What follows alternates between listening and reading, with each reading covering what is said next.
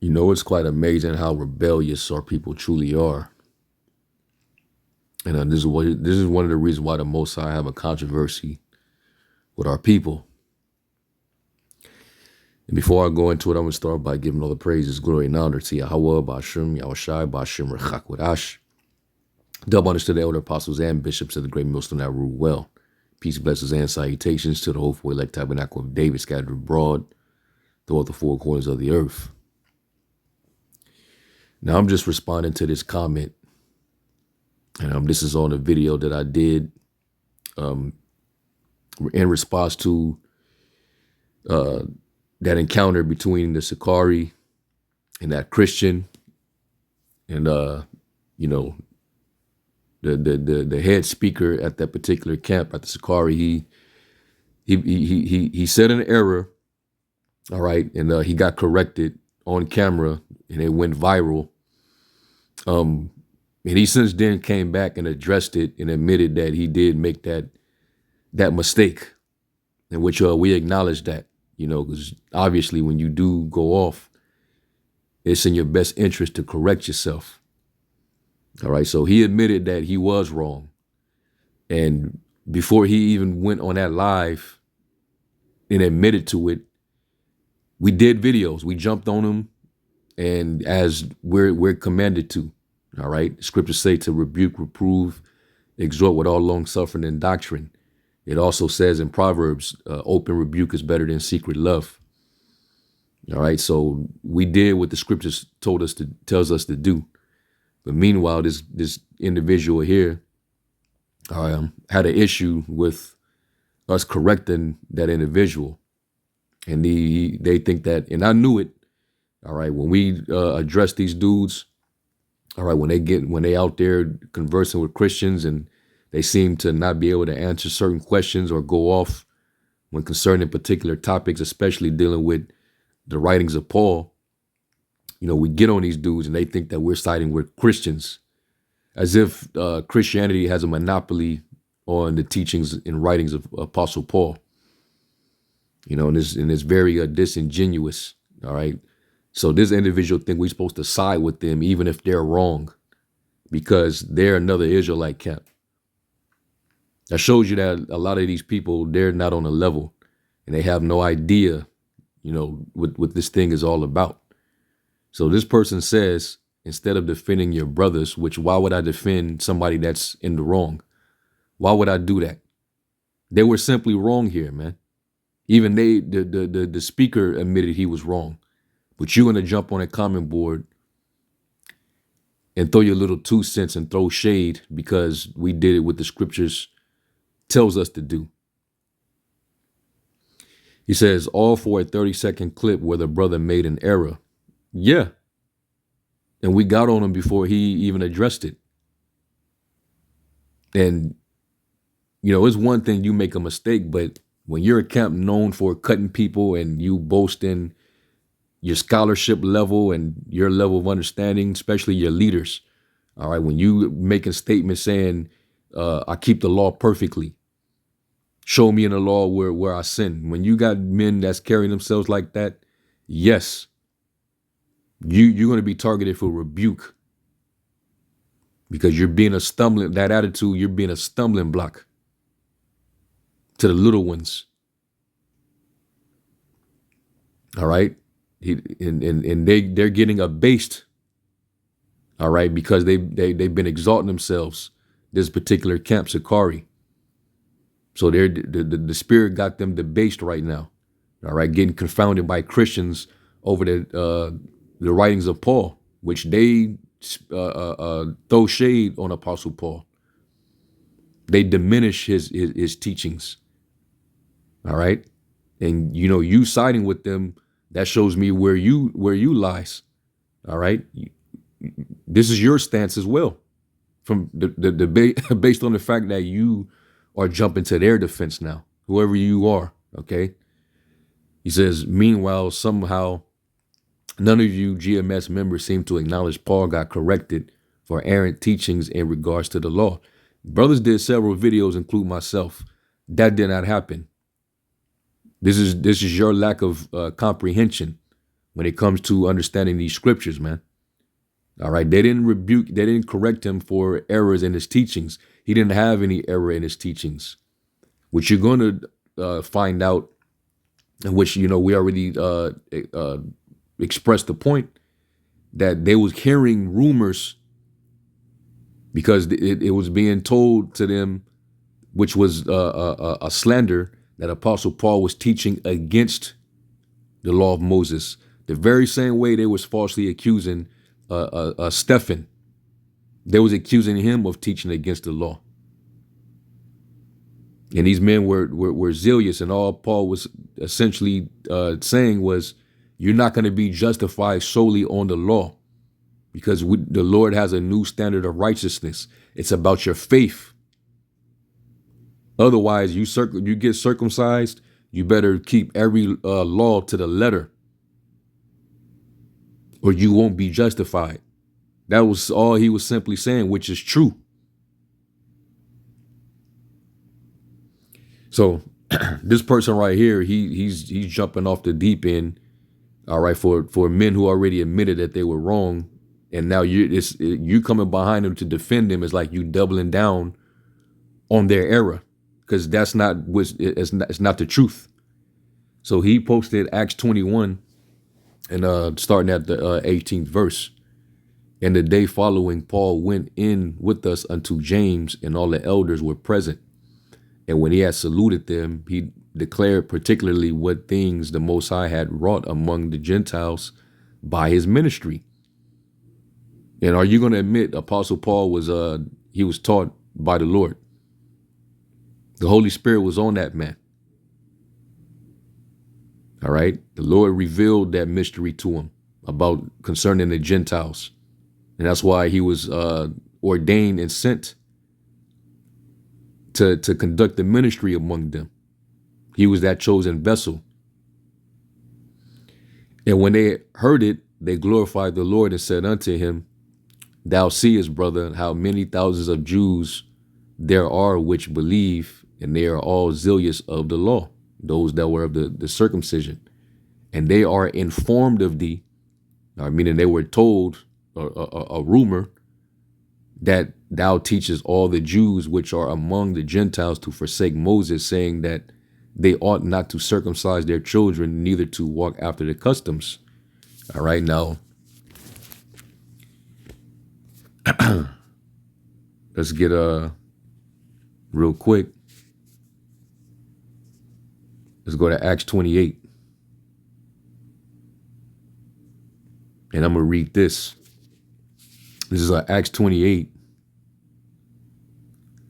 In 16, it says, When we arrived in Rome, Paul was permitted to have his own private lodging, though he was guarded by a soldier.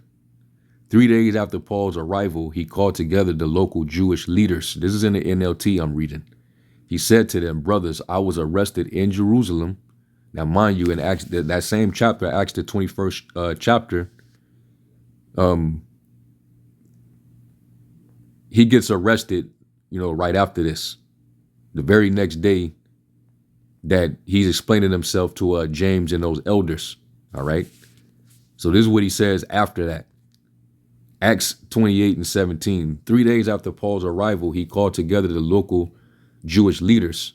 He said to them, Brothers, I was arrested in Jerusalem and handed over to the Roman government, even though I had done nothing against our people or the customs of our ancestors. So he's telling you here that he's actually innocent. What they're accusing him of is not true.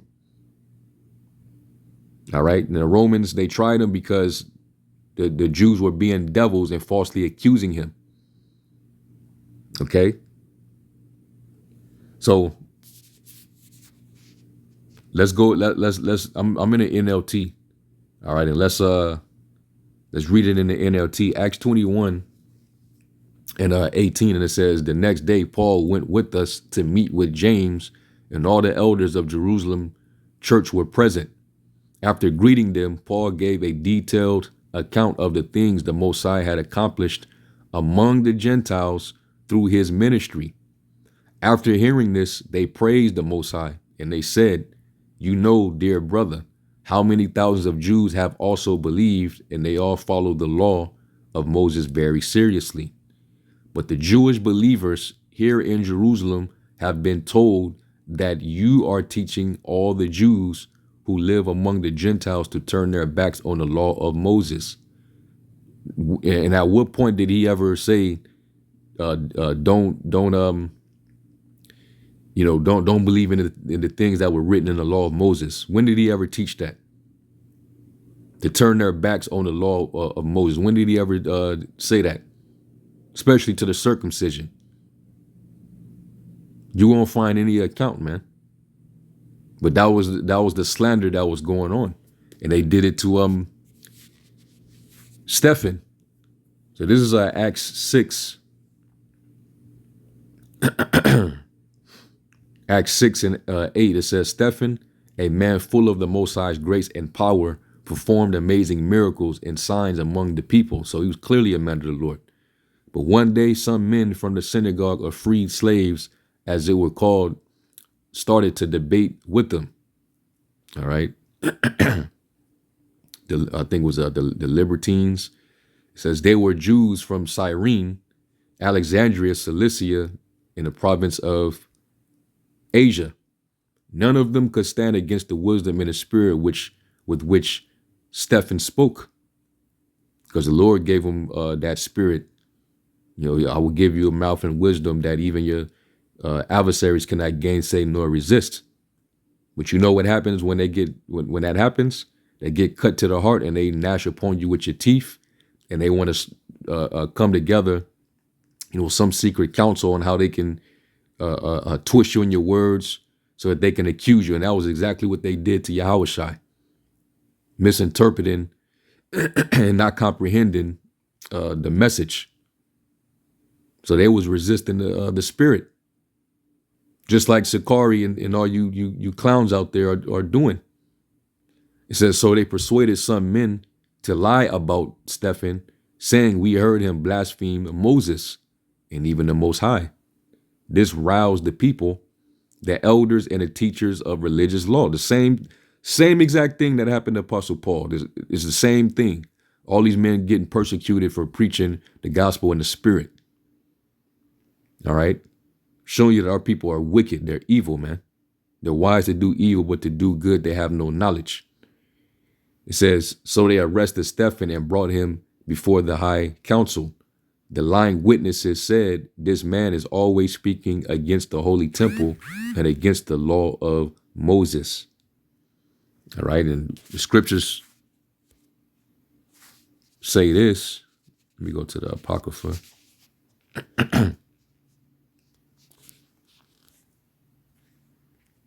Sirach 19 and verse 7, it says, rehearse not unto another that which is told unto thee, and thou shalt fare never the worse. Because things can get misconstrued. It can be taken out of context, and you start to follow up with something, and it can turn out to not be true based on misinterpretation or misunderstanding. And that's what they were doing, but it was out of malice. And these dudes were just super zealous for the law. But the Lord already concluded that we are not all justified under the law. All right. Never once did they say the law is done away with or to forsake the law. Even Paul said in his epistles that the law is just. All right. It's holy. It's spiritual. But he said, I'm carnal, sold under sin. So even he admitted that he ain't perfect in the law. This is why we need that grace under the blood of the sacrifice of the Lamb. So let me jump down. And it says,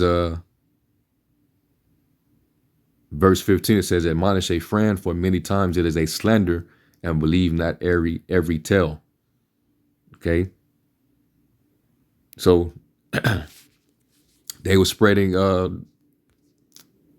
false news, fake news, man, to slander Apostle Paul, and they was doing the same thing to Stephen. It was the same thing that they ultimately was doing to our Lord when he was telling them that in the after 3 days, the temple is going to be destroyed, but he's going to have it rebuilt, and they didn't understand what that meant because that went over their heads.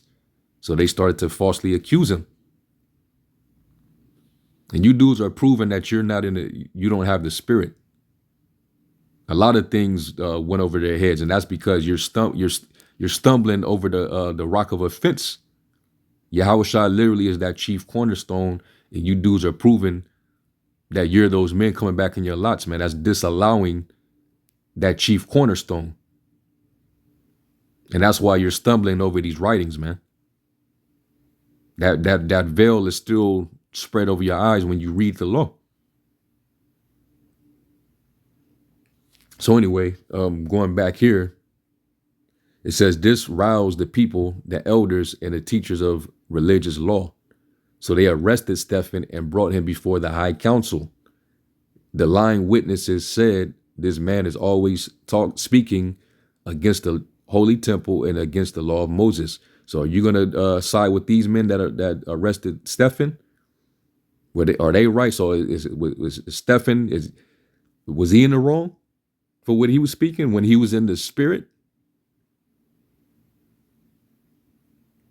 We have heard him say that this Yahushua of Nazareth will destroy the temple and change the customs Moses handed down to us. At this point, everyone in the high council stared at Stephen because his face became as bright as an angel's. Come on, man. So he suffered the same treatment that Paul was receiving. And these Jews, they had heard about these things, right? Because you had men that feared those that were higher up in the circumcision. All right. So they was letting Paul know this is the things that we're hearing. All right. So continuing on back in Acts 21 and 21, remember he had already had the council in Jerusalem in Acts the 15th chapter. The verdict was already put out on the instruction of what to teach as far as the circumcision, as far as what the Gentiles must do. Once they are a part of the ministry or part of the church. So continuing on, it says, what should we do? They will certainly hear that you have come. Here's what we want you to do, right? Because they want to, amongst those believers, them zealous Jakes, they didn't want any problems. So they know them understanding that Paul is actually coming around them to cover their ass. All right. In their sight, this is what they wanted Paul to do. He says, here's what we want to do. We have 4 men here who have completed their vow. Go with them to the temple and join them in the purification ceremony, paying for them to have their heads ritually shaved. Then everyone will know that the rumors are all false and that you yourself observe the Jewish laws, right? So because they instructed him to do this, that means that they're correcting him and saying that his teachings are false. That's what this dude right here is actually insinuating, showing that this dude, he's low in the understanding. All right, you need to restudy these scriptures, my man. You're wrong, and you're jumping out to defend them. You're embarrassing yourself coming on my comment board. He said this is why they had Paul pay for the purification and sacrifice of 4 men whose Nazirite vows were at the end. Come on, bro. They're simply giving him that instruction so that there won't be an issue when those Jews come, because basically Paul had to live as the manner of the Jews when he was around them. All right. And he understood. All right. Because you got men whose faith is strong and some men whose faith and conscience is a bit weaker. Some men regard certain days different than other days. Some regard all the days alike. There's some men who They'll eat meat because their faith is strong. And then there's men for conscience sake that are a little weaker, that'll just eat vegetables. They don't want to eat meat because it could be a stumbling block to them. Eat meat because they can go back to that spirit of eating meat sacrificed unto idols, and it being offered in conscience to an idol. All right, so he had to maneuver a certain way, and this is what he said here in his epistle to Church of Corinth, 1 Corinthians 9:19. It says, "Even though I am a free man with no master, I have become a slave to all people to bring many to Yahushua. When I was with the Jews, I lived like a Jew to bring the Jews to a Mashiach. When I was with those who follow the law, I too lived under that law. Even though I am not subject to the law, I did this so I could bring to Yahushua those who are under the law." See that? When I am with the Gentiles who do not follow the law, I too live apart from that law so I can bring them to a Mashiach. But I do not ignore the law of the Most High, but I obey the law of a Mashiach. Okay? So he does not ignore the law. Okay? But he's simply obeying, all right, the law of under Hamashiach, which is to walk by faith. All right, and walk in the spirit so that you do not you don't come short. You live under the spirit, which is a fulfillment of the law. Okay? It says, "When I am with those who are weak, I share their weakness, for I want to bring the weak to a Mashiach. Yes, I try to find common ground with everyone, doing everything I can to save some." Okay? So going back here, this is what he had to do. And eventually he even circumcised Timothy. Did he not do that? Knowing that, his father came up under the Greek custom, right? So Timothy, him being converted, through his mother, he believed. And, once he came on a level and he ended up becoming an elder, he had to, he got him circumcised. He circumcised Timothy. Was he teaching against the law when he did that? So it's slander. It says, "As for the Gentile believers, the Israelite foreigners, they should do what we already told them in a letter. They should abstain from eating food offered to idols, from consuming blood or the meat of strangled animals, and from sexual immorality," fornication, in which he actually taught that. All right? He actually taught that. All right, and then after that, he gets arrested. So Paul went to the temple the next day with the other men. They had already started the purification ritual. So he publicly announced the date when their vows would end and sacrifice would be offered for each of them. The 7 days were almost ended when some of the Jews of the province of Asia saw Paul in the temple and roused a mob against him. They grabbed him, yelling, "Men of Israel, help us. This is the man who preaches against our people everywhere and tells everybody to disobey the law. And you same niggas are coming back in y'all lot doing the same thing." All right. He speaks against the temple and even defiles this holy place by bringing in Gentiles, the heathens. All right, which these were actually Israelites. And even Peter knew what was up, because what was his vision before he went to Cornelius? That the Israelite foreigners were ready to be received, that the Lord was going to clean them up. All right. So when Paul started bringing them around, here come the slander, here come the attack, here come the persecution. So you dudes, you're falling right in the same lot, man. All right. So I'm not gonna read the rest of this. Y'all pretty much already know. But this dude right here, All right. He thinks coming to their defense is like is gonna absolve them of that moment. All right. No, they got confounded on camera and it went viral. They got cut by a Christian because the leader simply didn't know what the hell was. He didn't know what he was talking about. All right. Is what happens when you when your mind, all right, is subverted because you got leaders misdirecting you, misleading you, all right, misinforming you, and they're puffed up and proud. So I'm gonna end it right there, man. All right, and I'm not gonna even answer the last part. All right, right? You just a scoffer at this point. All right, you just a scoffer, and the Most High is gonna deal with every last one of y'all, man.